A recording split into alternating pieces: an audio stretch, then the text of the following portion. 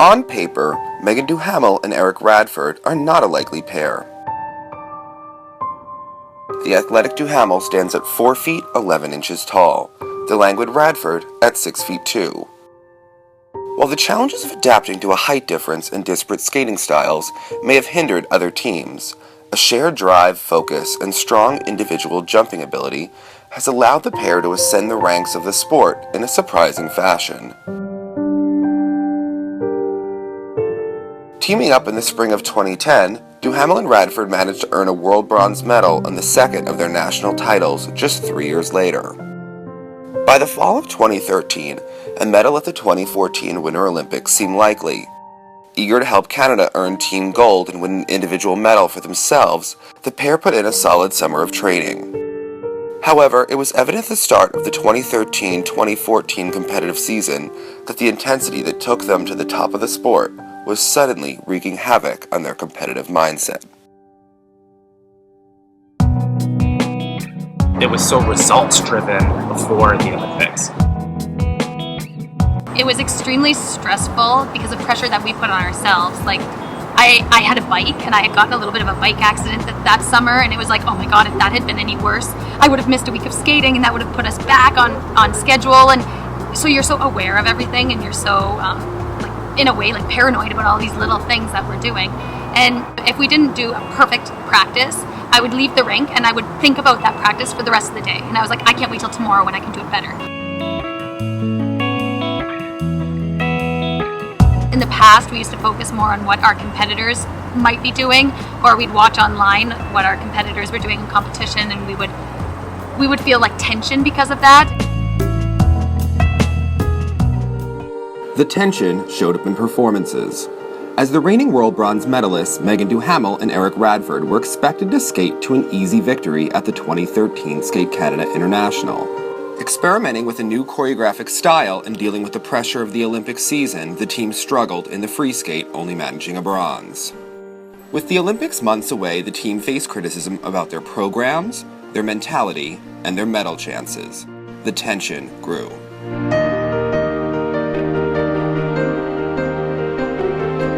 I think when you feel insecure, you feel defensive about what you're doing as well. So as soon as somebody would give us a remark, or we went to our first Grand Prix event and had maybe not our best long program, we got really defensive about what we were doing and like, well, why don't you guys think it's good? Like, we're doing everything we can.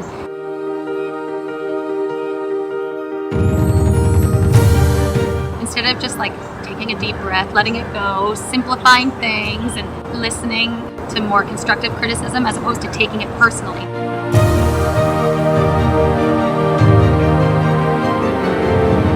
But I think we took it personally because we weren't as confident of what we were doing. So hard. Yeah, and it was just not the right place that you want to be in during an Olympic season. After winning a third consecutive national title, Meagan and Eric began their Olympic experience with a clean short program in the team event. Despite their solid skate and a strong team overall, the Canadians were unable to overcome the momentum of Voloshyzar and Trankov and the rest of the Russian team, who were invigorated by enthusiastic home audiences. The success of Russia's number 2 team, Ksenia Stolbova and Fedor Klimov, left Meagan and Eric with unanticipated ground to make up after the short program in the individual event. Mistakes in the free skate seen earlier in the season returned and again plagued the Canadian duo, leaving them off the podium and settling for a 7th place finish. The mixed results left the team feeling conflicted.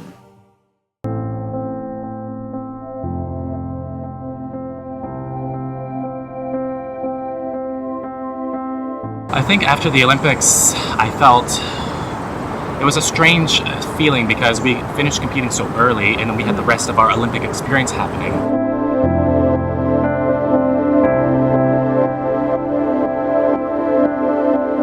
And there was a few times where, I said that I had that down after the long program, but there was the excitement of being at the Olympics and living my dream, and I kind of balanced off in the middle and ended up feeling a little numb for a while.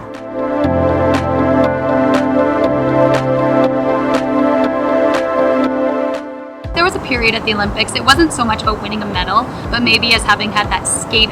There was a couple times where we saw like Dylan and Kirsten were just so happy and content, not because they won a medal, but because they had that great skate and that great moment at the Olympics, and we were like, oh, like that's just too bad that we couldn't have had that built off that energy for the rest of our experience of the games.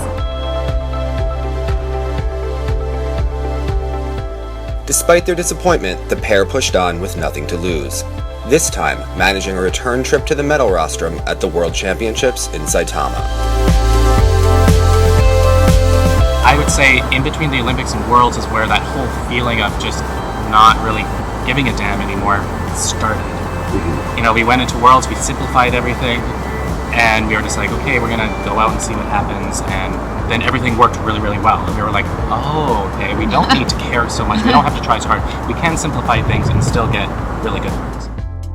While the team put great effort into going avant-garde for the Olympic season, they settled on modern classical music for the post-Olympic year and appeared to be finding their own personal style. I think we found a way to just be Meagan and Eric and not try to be anything we're not try to make Eric skate more like me or me skate more like him, just trying to balance each other to a point where we can mold together.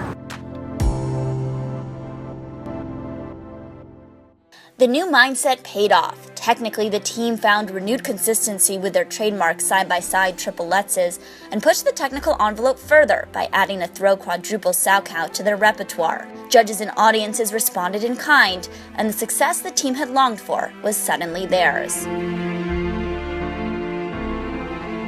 All season long, not just at Worlds, but every competition, we were just focused on doing our best. We weren't listening to what somebody else's scores were. We weren't worrying about what Pang and Tong were going to do. We were like, let's just try to do our best. And our goal all season long was when the music stopped, we wanted to be happy with what we did, and we wanted to be proud with what we did. And that was before the marks even came up. I think by the time Worlds came around with the results we were having, you know, during the rest of the season and the marks that we were getting, we had an idea that if we did skate our best, or if we skated really well, we would probably be able to win. And so that gave us a nice little quiet confidence going in. You know, we didn't relax onto that feeling and just feel like, okay, it's all gonna work out, we're gonna win, we're just gonna smile and it's all gonna happen on its own. It's like, we still, we had that pressure on ourselves. We did feel nervous before we took the ice, but there was a quiet confidence. Buoyed by their renewed focus and the absence of Olympic champions Tatiana Voloshajar and Maxim Trankov, Meagan Duhamel and Eric Radford were skating better than ever and were suddenly the team to beat.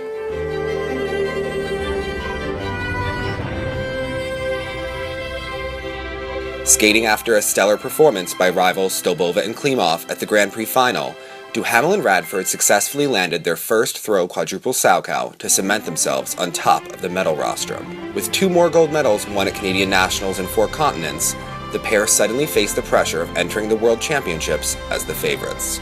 I remember before the short program, we skated last, and when we were backstage, I was extremely nervous. I had been aware that everybody was having great skates. You feel that energy when you're in the rink, when an event is going really well and the crowd is giving really great energy. And I felt like terrified when we were backstage. But as soon as we got on the ice, before they called our name and we do our edges, we both settle in that moment. Meagan Duhamel and Eric Radford skated a personal best in the short program and entered the free skate in first place.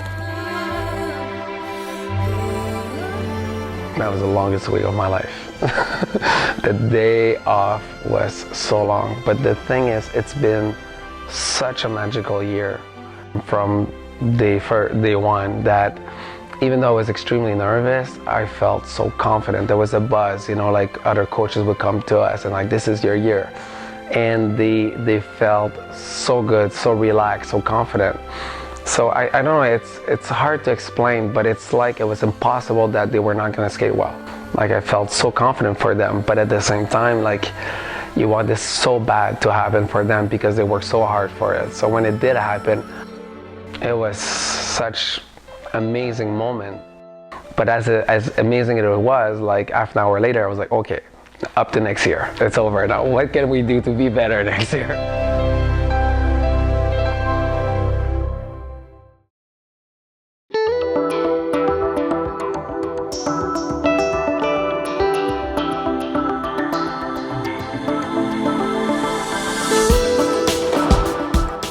And focus on the next season they did. Knowing they had a busy schedule ahead of themselves, they took the opportunity to choreograph their new short program in the weeks between the World Championships and the World Team Trophy.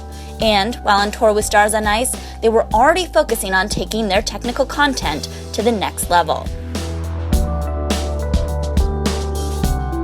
I think that the throw quad Lutz, or the idea of doing a throw quad Lutz, kind of started during the end of last season, and the triple just started getting really high and easy and free, the same way that the triple sow was before we started trying the quad sow. And, you know, every once in a while, we would just kind of chime in and say, that would have been a good quad. And even our coach would say the same thing. He's like, oh, that totally could have been a quad. And that feeling and that idea just kind of grew and grew and grew as the season went on. And then we finally said, okay, well, let's try it. And then it was, you know, during tour that we were like, okay, the throw triple Lutz was going perfect every single time. And we feel comfortable enough to try it. And so we went for it. And, you know, we landed that first one on the sixth try. And, you know, even from the very first one, we knew that it was going to be possible because she was right over top of the wheel.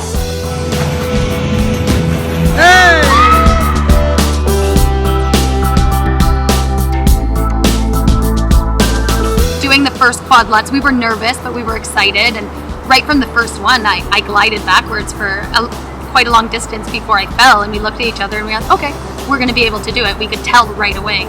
And the funny thing is that we were gone on tour and we kind of taught ourselves to throw quad Lutz. We didn't even have a lesson on it. We just kind of took what our coaches would tell us for the quad sow and for the triple Lutz and remind each other of the keywords that Richard or Bruno might be telling us. And it all just came together quite well.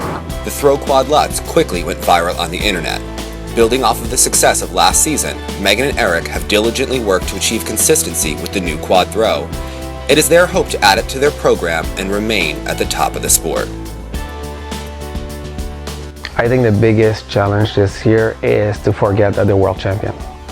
I want them to feel like they're chasing something. They're not perfect. They have still a lot more to improve.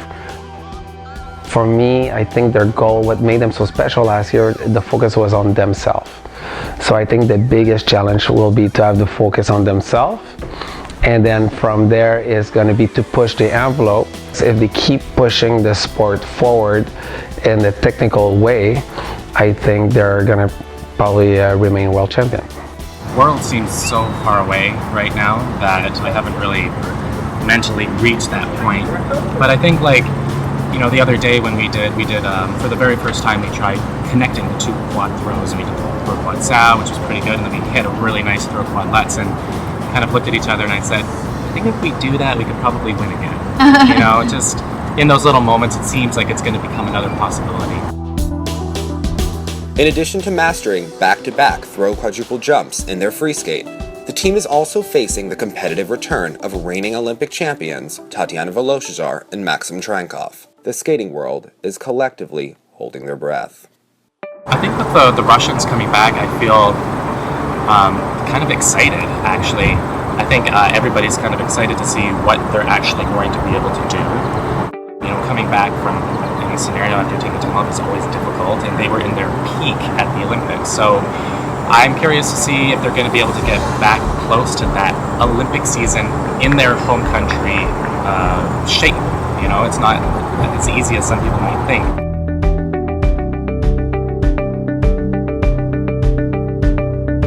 I think in some way, during competition scenarios anyways, we've always brought out our very best performances. Those times that we had to step on the ice after Kirsten Moore-Towers and Dylan Moskovich had an amazing skate, or at the Grand Prix final last year, Stoklov and Klimov had an amazing skate. They scored higher than Eric and I ever scored, and we had to step on the ice and kind of be better than our best. And in some strange way, I think we thrive in those type of situations. We've always had our best skates when we're pushed to the max.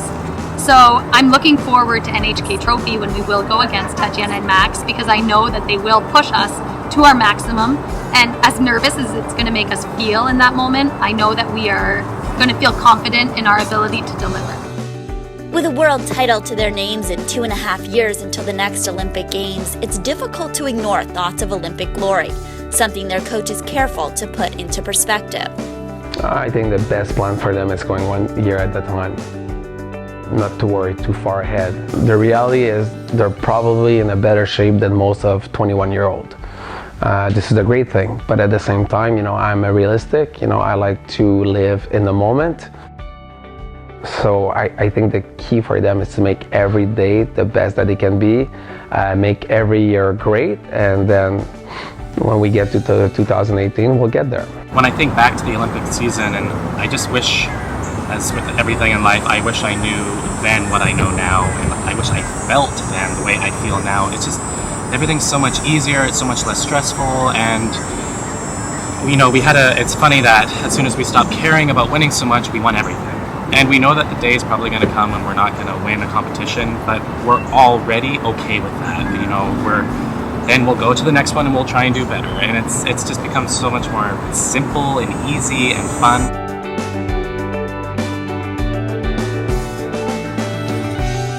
Whether or not they manage to win Olympic gold, the team will be remembered for years to come.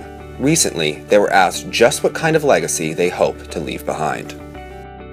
I think, first of all, being people that kind of thought outside of the box, a team that dared to be different and try different elements, different types of choreography, different pieces of music. We never just settled. We always try to take 2 steps up every single season. And that's very hard to do. We never just sit back and relax in what we're doing. We're always trying to push forward. And that's a legacy that I hope that we will be remembered.